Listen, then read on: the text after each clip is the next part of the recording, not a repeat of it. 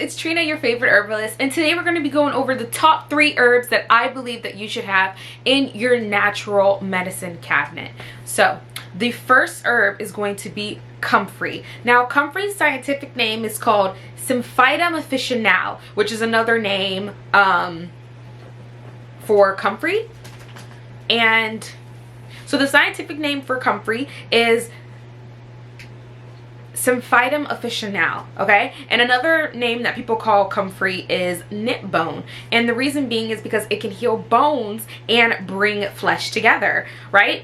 It's an amazing herb. I literally love comfrey. Whenever I'm low on comfrey, I'm like, cannot be. We need to fill her back up, right?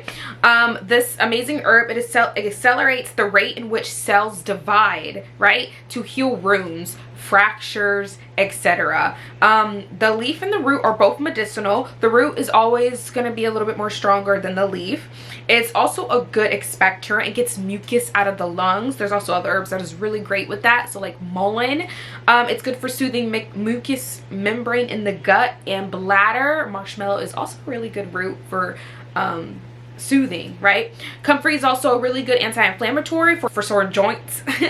You can make a tincture or a salve. You can put it on sore joints or muscles. It works like a charm. We have some anti-inflammatory salves on trinasgarden.company.site. Get you some. It's really good, especially after a workout. You have sore muscles. I know people who have arthritis or carpal tunnel. They really like using it for those ailments and things like that. It gives them relief. It helps reduce the pain.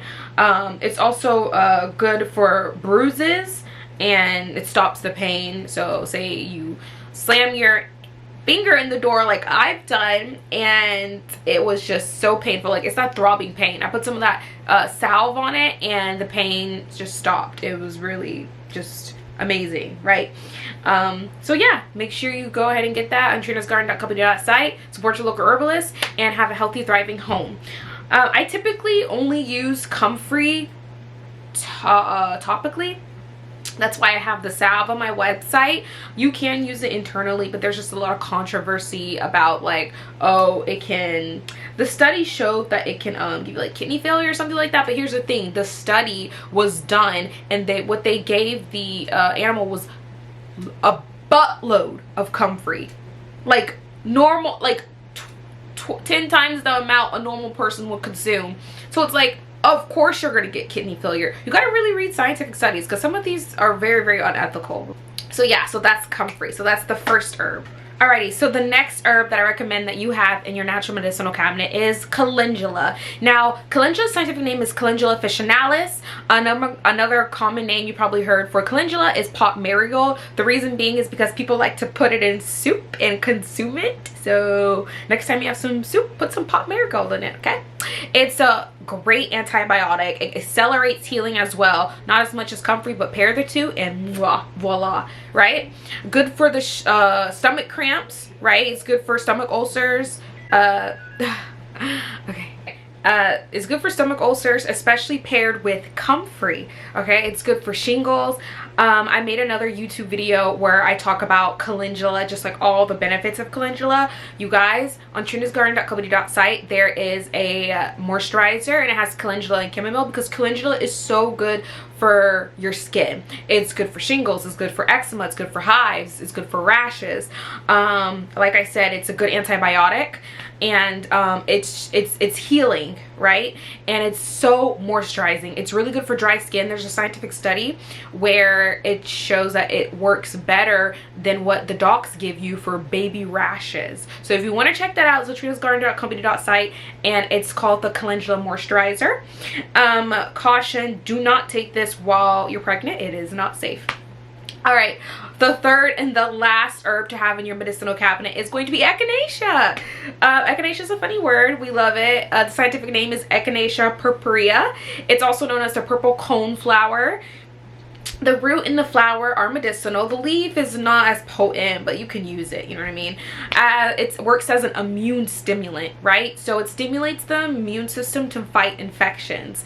It's also really good to pair with any herb because it also helps accelerate or boost the function of whatever herb that it's paired with, right? Which is pretty cool. Black pepper, I believe, also does that as well. It has some antibiotic properties. It's echinacea, which a lot of people don't know, is really good for venomous bites, like rattlesnake bites, brown recluse bites, etc., etc. What it does is it actually neutralizes the enzyme that dissolves the tissue from the venomous bite. It helps with joint healing and cartilage healing, right? So that's also going to help with the wound healing with the venomous bite and things like that. All right, so those are the top 3 herbs to have in your medicinal cabinet. I suggest that you get those.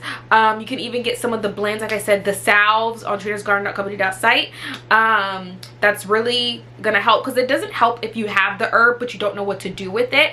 I already have blends on my website. Check it out. I already have salves already made on my website at an affordable price. Like, I'm talking $9, less than that sometimes. Like, it's really good. So check out my site, support your local herbalist, and just so that you can have a healthy, thriving home. I will see you guys in the next video. I hope this video found you well. I will see you guys in the next video. Also, remember, stay in God's word, because every day with God is a good day. And I'll see you next time on Trina's Garden, where faith and flowers blossom. Mwah.